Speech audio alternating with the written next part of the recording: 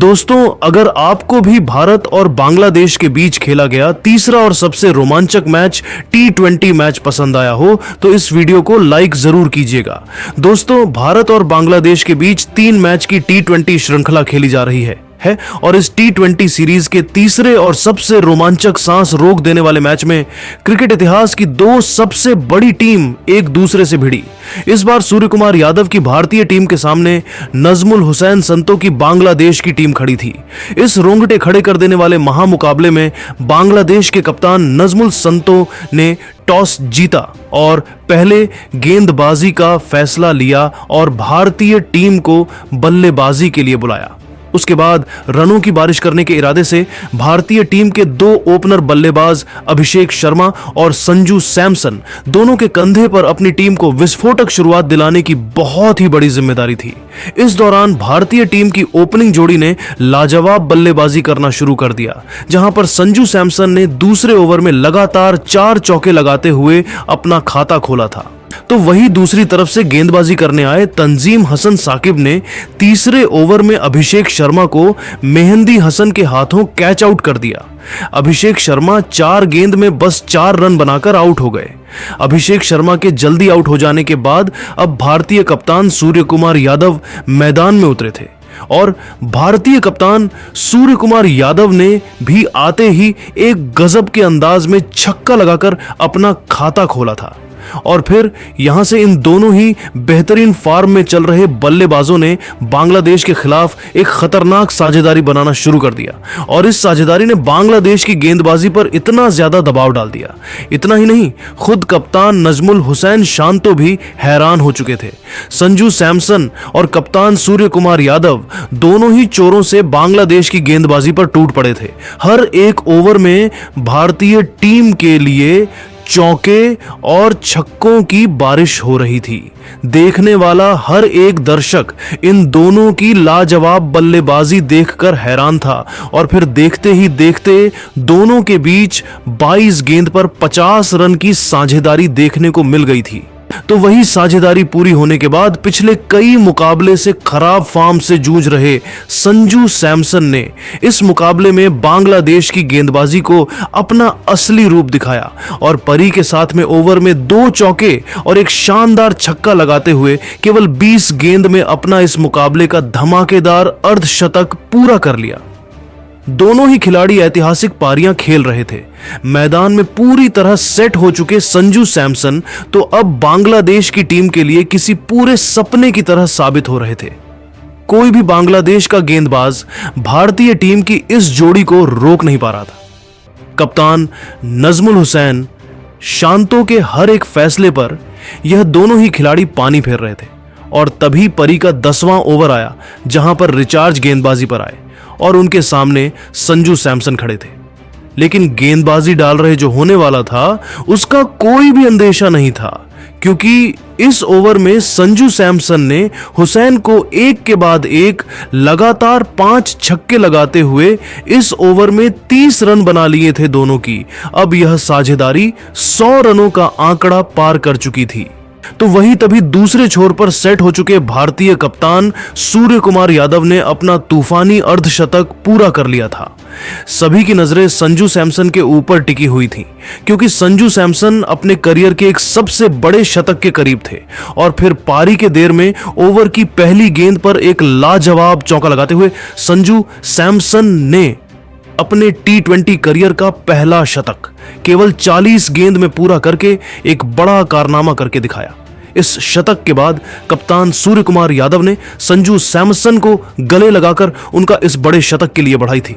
इन दोनों की साझेदारी अब 172 रनों की रिकॉर्ड तोड़ साझेदारी बन चुकी थी। लेकिन तभी परी का 14वां ओवर डालने आए मुस्तफा ने शतक वीर संजू सैमसन को मेहंदी हसन के हाथों कैच आउट कर दिया। संजू सैमसन 47 गेंद में 8 छक्के और 11 चौकों की मदद से 111 रनों की हैरान करने वाली पारी खेलकर आउट हो गए। संजू सैमसन की इस अद्भुत पारी के खत्म हो जाने के बाद अब रियान पराग बल्लेबाजी करने मैदान में उतरे थे। लेकिन दूसरे छोर पर सेट हो चुके सूर्य कुमार यादव रुकने को तैयार नहीं थे और वह लगातार बांग्लादेश की गेंदबाजी पर बड़े शॉट खेल रहे थे। लेकिन तभी परी का 15 ओवर डालने आए महमूदुल्लाह ने भारतीय कप्तान सूर्य कुमार यादव को भी हुसैन के हाथों कैच आउट कर दिया। सूर्य कुमार यादव सिर्फ 35 गेंद में ताबड़तोड़ 75 रनों की लाजवाब पारी खेलकर आउट हो गए। अब बांग्लादेश की गेंदबाजी ने एक के बाद एक दोनों ही भारतीय टीम के सेट हो चुके बल्लेबाजों को आउट कर दिया था। अब मैदान पर हार्दिक पांड्या उतरे थे। अब बांग्लादेश गेंदबाजी को लग रहा था कि दोनों ही सेट बल्लेबाजों के आउट हो जाने के बाद भारतीय टीम की रणगति पर रोक लग जाएगी। लेकिन बल्लेबाजी पर आए रियान पराग और हार्दिक पांड्या की जोड़ी ने बांग्लादेश को चारों खाने चित्त कर दिया और हार्दिक पांड्या ने आते ही 2 चौके और 2 शानदार छक्के लगाकर अपना खाता खोला था। तो वही दूसरे छोर पर बल्लेबाजी कर रहे हैं रियान पराग भी पीछे नहीं रहे और उन्होंने भी अपने हाथ खोले और बांग्लादेश की गेंदबाजी पर लगातार छक्के लगाए। अब भारतीय टीम एक वर्ल्ड रिकॉर्ड बनाने जा रही थी। एक विशाल लक्ष्य बांग्लादेश का अब इस मुकाबले में इंतजार कर रहा था। लेकिन तभी परी के 19वें ओवर में रियान पराग को तस्कीन अहमद ने लिटन दास के हाथों कैच आउट कर दिया।